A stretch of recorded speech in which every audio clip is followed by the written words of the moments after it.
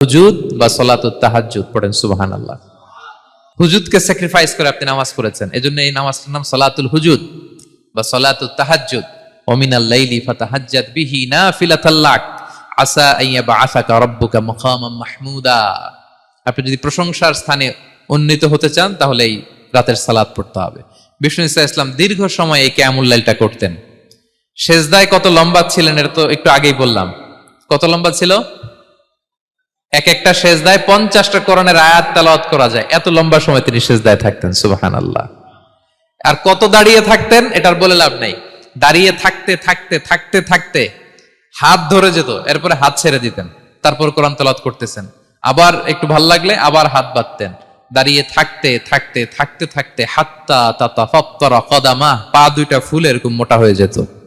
আম্মা জান আয়েশা বলতেন, ইয়া রাসূলুল্লাহ কদ গফিরা লাকা মা তাকদ্দামা মিন যামবিকা ওয়া মা তাআখার। আপনার তো এমনিই গুনাহ নাই, কিন্তু আল্লাহ ঘোষণা দিয়েছে আপনার আগের পরের সব গুনাহ মাফ।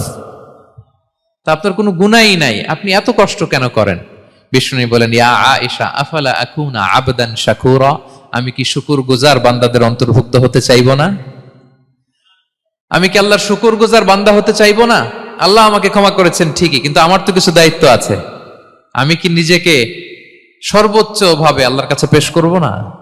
সারা রাত দাঁড়িয়ে বিষ্ণু ইসলাম এরকম কিয়ামুল লাইল করতেন। তাহলে আল্লাহ তাআলার প্রিয় হওয়ার প্রফিটিক যে সাজেশন, এর একটা হচ্ছে কোরআন তেলাওয়াত করা, 2 নাম্বার হচ্ছে তাহাজ্জুদের সালাত আদায় করা। আপনারা পড়েন তো নাকি?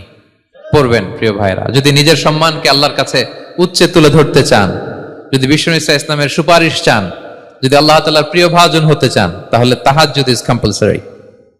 কি পারা যাবে তো ইনশাআল্লাহ? ইনশাআল্লাহ বিইذنিল্লাহ। আল্লাহ তাআলার প্রিয় হওয়ার 3 নাম্বার মাধ্যম হচ্ছে বেশি বেশি আল্লাহ তাআলার কাছে চাওয়া, মানে আদ-দুআ, দোয়া করা। কি করা? বিষ্ণু ইসলাম বলেন, আদ-দুআউ মুখুল ইবাদা, দোয়া হচ্ছে ইবাদতের নির্যাস।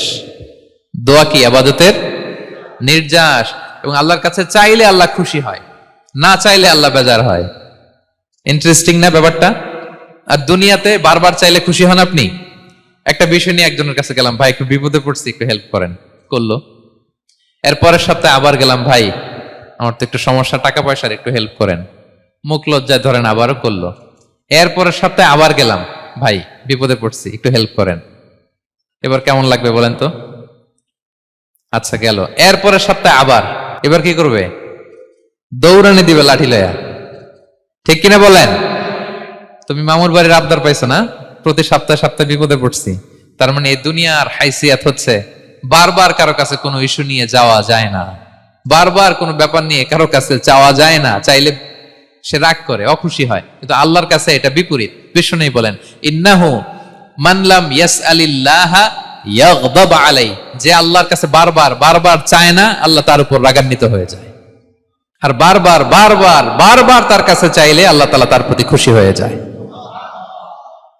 এজন্য আল্লাহ তাআলার কাছে চাইতে হবে প্রিয় ভাইয়েরা, চাইতে হবে, বিনয়ের সাথে চাইতে হবে, চোখের পানি ছেড়ে চাইতে হবে, একাগ্র চিত্তে চাইতে হবে, চাওয়ার মতো চাইতে হবে। চাওয়ার মতো চাইলে আল্লাহ দেয়। যারা চাইতে পারে আল্লাহর কাছে, তারা আল্লাহর কাছ থেকে নিয়ে ছাড়ে। দেখবেন যেই বাচ্চা কাঁদে বেশি, ওই বাচ্চাকে মা দুধ খাওয়ায় বেশি, ঠিক কিনা? আর যেটা কাঁদে টাদে না, ওইটা টেক কেয়ারও কম। যেই